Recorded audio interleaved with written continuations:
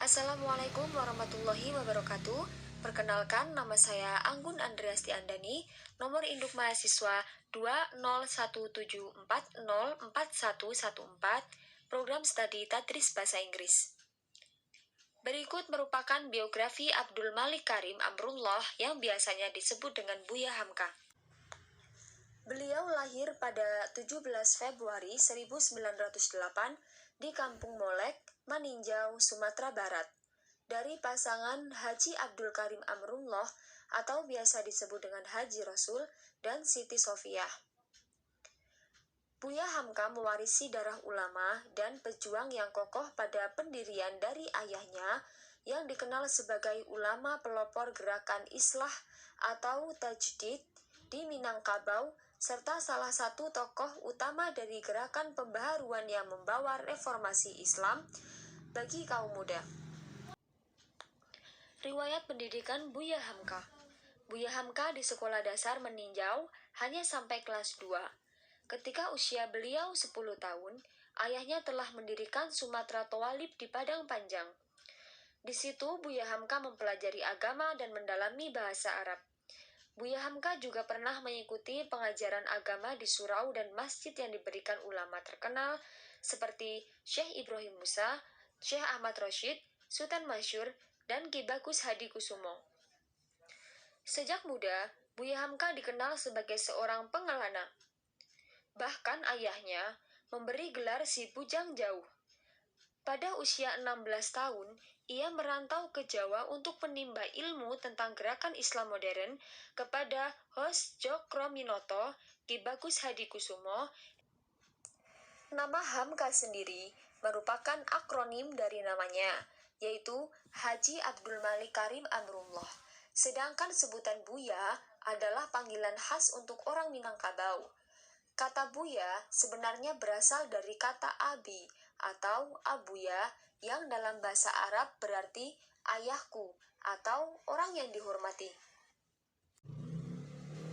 Riwayat organisasi Buya Hamka.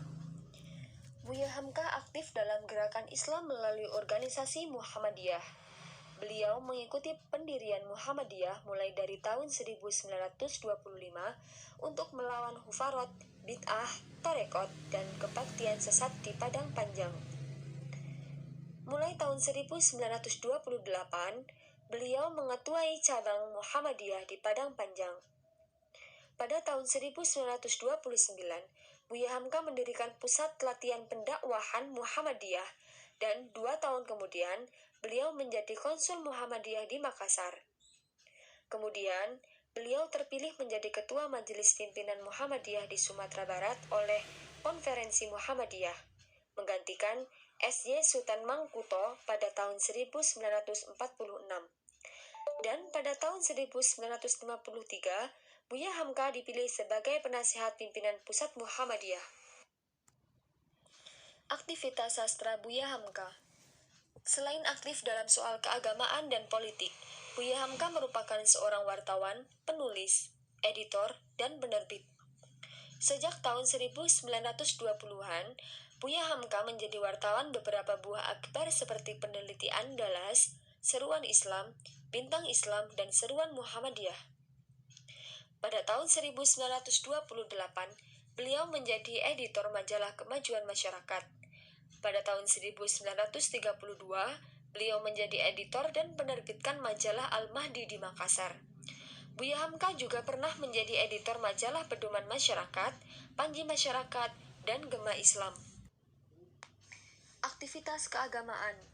Setelah peristiwa 1965 dan berdirinya pemerintahan Orde Baru, Buya Hamka secara total berperan sebagai ulama. Ia meninggalkan dunia politik dan dunia sastranya.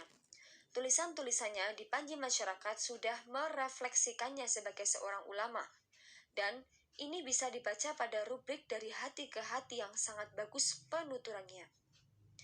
Keulamaan Buya Hamka lebih menonjolkan lagi ketika dia menjadi ketua MUI pertama kali pada tahun 1975. Buya Hamka dikenal sebagai seorang moderat. Tidak pernah beliau mengeluarkan kata-kata keras, apalagi kasar dalam komunikasinya. Beliau lebih suka memilih menulis roman atau cerpen dalam menyampaikan pesan-pesan moral Islam. Wafatnya Buya Hamka. Pada tanggal 24 Juli 1981, Buya Hamka telah pulang ke rahmatullah. Jasa dan pengaruhnya masih terasa hingga kini dalam memartabatkan agama Islam. Beliau bukan sahaja diterima sebagai seorang tokoh ulama dan sastrawan di negara kelahirannya. Bahkan, jasanya sentero di Nusantara, termasuk Malaysia dan Singapura, turut dihargai. Penghargaan Buya Hamka. Atas jasa dan karya-karyanya, Buya Hamka telah menerima anugerah penghargaan, yaitu Dr. Honoris Causa dari Universitas Al-Azhar Kairo pada tahun 1958, Dr. Honoris Causa dari Universitas Kebangsaan Malaysia pada tahun 1958, dan gelar Datuk Indono dan Pangeran Wiroguno dari pemerintah Indonesia. Buah pena Buya Hamka.